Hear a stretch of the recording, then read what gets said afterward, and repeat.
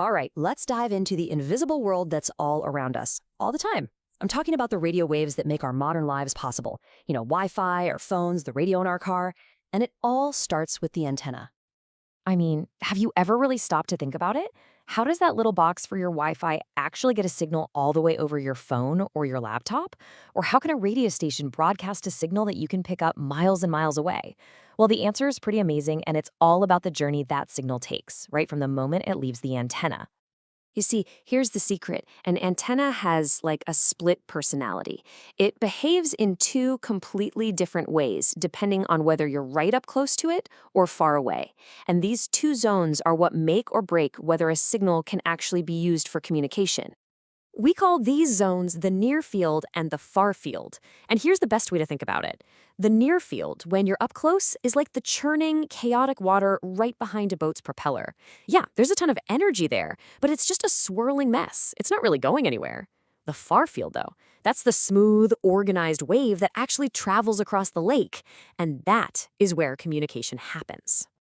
So let's zoom in on that chaotic zone, the near field. Right up close to the antenna, the energy isn't really radiating away. It's mostly just stored, kind of sloshing back and forth. Now, the fields here are super strong, but they also die off incredibly fast. We're talking they drop off like a rock. This is the antenna's personal space, and it's totally useless for sending a signal any real distance. Our journey outwards starts right here, in the reactive near-field. This is the most hands-off area, the zone closest to the antenna.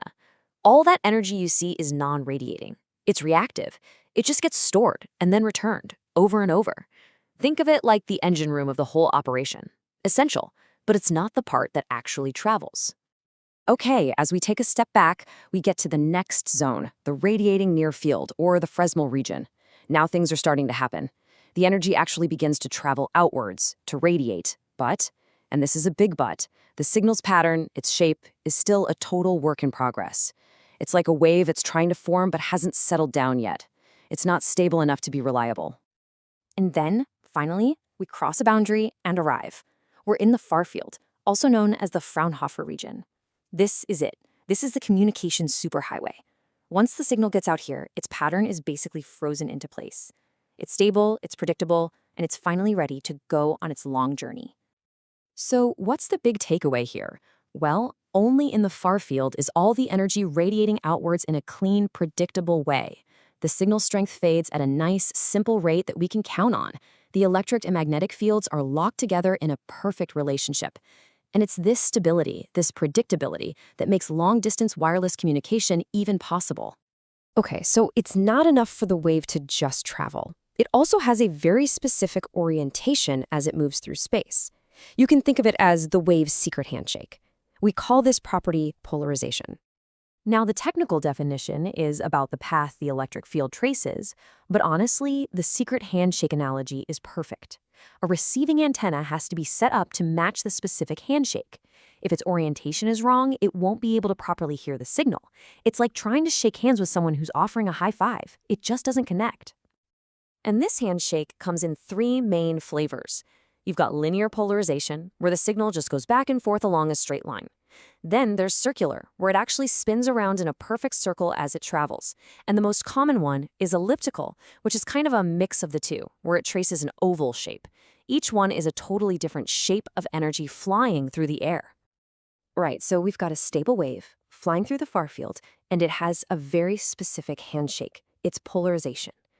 But how does the antenna on the other end actually reach out and catch that signal? Well, there are two main ways we can measure how good an antenna is at catching a signal. First, there's its effective area, which is really about how much power it can scoop up from that incoming wave. Then there's its effective height, which tells us how much voltage the wave is going to generate in the antenna. One is about power, one is about voltage, but they're really just two sides of the same coin. And this right here is probably the most important relationship to understand for reception. An antenna's gain, which is its ability to focus energy, is directly tied to its effective area.